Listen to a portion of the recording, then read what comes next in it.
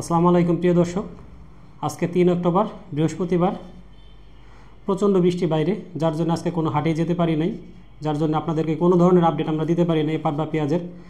তবে ফোনে আমাদের কিছু যারা ব্যবসায়ী ভাই আছে তাদের সাথে যোগাযোগ করছি। যোগাযোগ করার পরে তারা আমাদেরকে যে রেটটা বলছে পাট এবং পেঁয়াজের, সেটাই আপনাদের সাথে শেয়ার করব।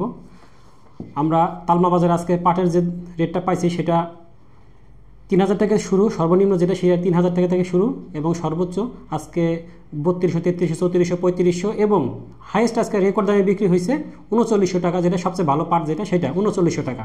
প্রিয় দর্শক, আমি আবার বলতেছি যে আজকে সর্বোচ্চ রেকর্ড হয়েছে এই বছরে পাটের 3900 টাকা।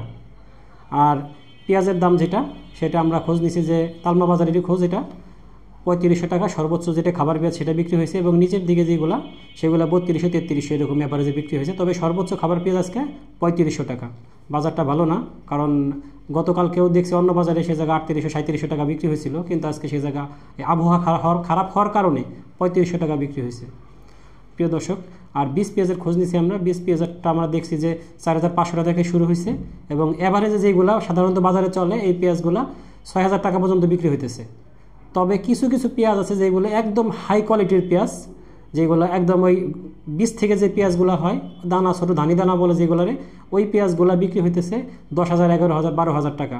প্রিয় দর্শক, আমাদের সাথে থাকার জন্য আপনাদেরকে ধন্যবাদ।